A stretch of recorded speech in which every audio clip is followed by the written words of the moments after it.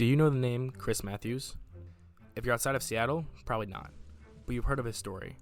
From a converted tight end attending a JUCO school to a CFL star, from Foot Locker worker to potential Super Bowl MVP. His insane career has more ebbs and flows than a Le'Veon Bell rap track. Let's take a look back and put Chris Matthews in the Carearview mirror. Our story begins in Long Beach, California. On October 6, 1989, Madonna's Cherish is the #1 song in America.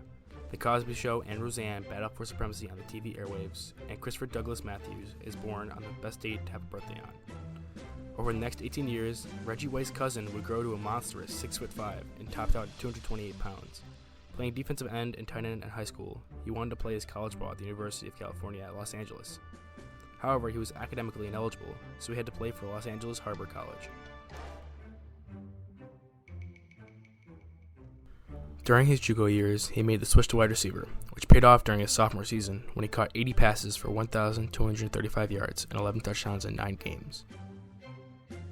He parlayed this into a chance at Kentucky, where he played out the rest of his college eligibility. Through 2 seasons as a Wildcat, he collected a total of 1,279 yards and 12 touchdowns, 9 of which came his senior year.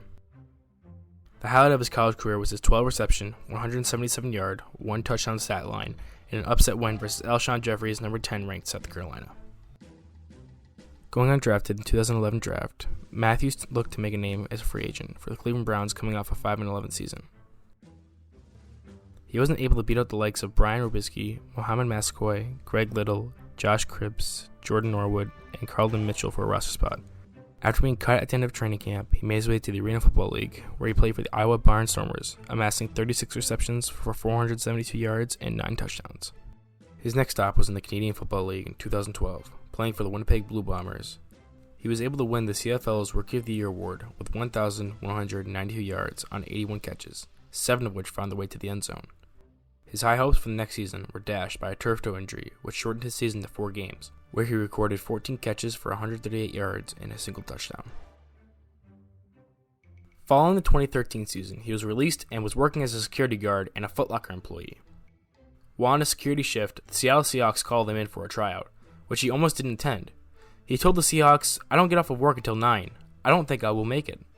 Luckily, he left early and made it to the tryout and was signed to a reserved futures contract, making it through the preseason before sticking on the practice squad roster.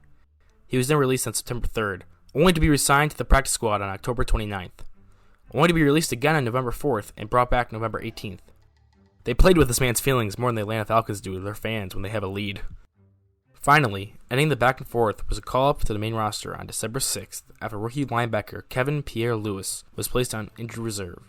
And the only reason Matthews got the call-up was because cornerback Luchise Purifoy failed his physical when called up to fill the spot. The hope was there from Seahawks fans as he brought a size factor that was missing from the team. They were struggling in the red zone up to that point in the season, going 2 for 10 in the previous few games, and boxing out defenders for jump ball TDs was a specialty by the large receiver from California. After playing in a special teams role in 3 games that season, he ended it with 1 tackle and 0 catches heading into the playoffs. The Seattle Seahawks were given a wildcard weekend bye as they held an NFC best 12-4 record. After the Seahawks dismantled the Panthers 31-17 in the divisional round, they moved on to the NFC Championship game versus the Green Bay Packers, where Matthews' first legendary moment would occur. The Seahawks were down 19-7 with 3 minutes left in the game and were able to get the ball and score on a 1-yard touchdown run to make the lead 19-14. Needing the ball back to try and win the game, Seahawks kicker Stephen Hauschka attempted an onside kick that went straight off Brandon Bostic's face and into the arms of the former Foot Locker employee and security guard. After this miscue by the Packers, beast mode did beast mode things and ran in the lead, gaining touchdown from 24 yards out. After a miracle of a 2-point try was successful, the Seahawks led 22-19 with a little over a minute remaining. Time, a prayer to Luke Wilson, and it is answered. Can somebody tweet me? The Packers were eventually able to tie it with a Mason Crosby field goal, which was all for nothing as the Seahawks scored a touchdown in overtime to be the first NFC team to make back-to-back Super Bowls since the '97 Packers. Except none of that would have happened if not for Chris Matthews' insane onside kick recovery. Brandon Bostic, all of Seattle thanks you. Now, on to Super Bowl 49, where Matthews and the rest of the Seahawks faced off in a matchup with the Tom Brady-led New England Patriots.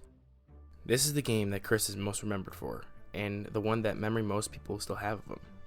Being honest, I forgot the onside kick recovery was him before I started researching this episode. In that fateful Super Bowl, Matthews caught 4 passes from QB Russell Wilson for 106 yards and a touchdown. The first was a 44-yard bomb in the first half, setting up a Marshawn Lynch touchdown to tie the game. Then, just as the half was about to end, he caught a fadeaway jumper while covered by Pats cornerback Logan Ryan, tying the game at 14 going into half. After the break, Matthews hauled in a 45-yarder on the opening drive, then another on a comeback route for 9 yards.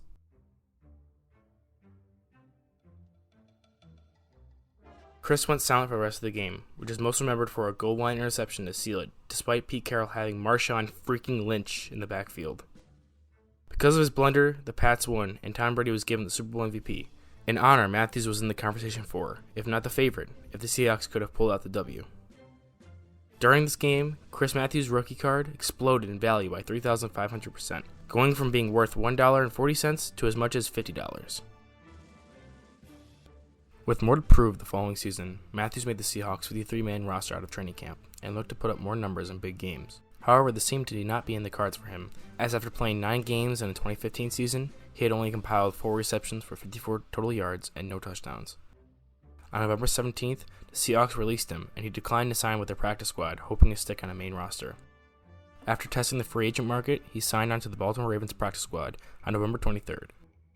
19 days later, he was activated to the main roster and played 4 games for the Ravens. He caught 9 passes for 97 yards and his only regular season touchdown of his career, which came on December 27th versus the Pittsburgh Steelers.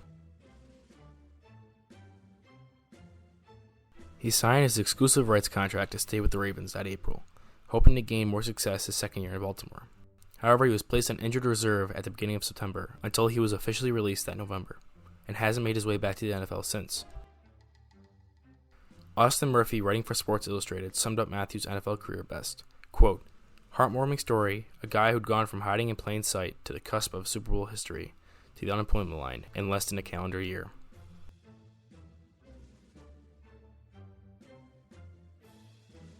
"11 months later, Matthews was back in the CFL on the Calgary Stampeders, who ended up going all the way and winning the Grey Cup, with Matthews being a key contributor in the time he was playing. In his 4 regular season games, he recorded 12 receptions for 252 yards, and in 2 more postseason games, he caught 7 more balls for 98 yards, tallying 12 receptions and 180 yards with 1 touchdown, before being cut in August the same year. In May of 2019, he signed a 3-year deal with his old team, the Winnipeg Blue Bombers, playing in 6 games, tallying 12 receptions and 180 yards with 1 touchdown, before being cut in August the same year. 2 days later, he signed with the Montreal Alouettes for the second half of the season, catching 9 passes for 139 yards and 3 touchdowns. His contributions helped the Alouettes reach the playoffs for the first time since 2015, where they were bounced by the former Edmonton Eskimos, who jumped on the Dan Snyder bandwagon and are now known as the Edmonton football team. And that's where the story stands as of recording.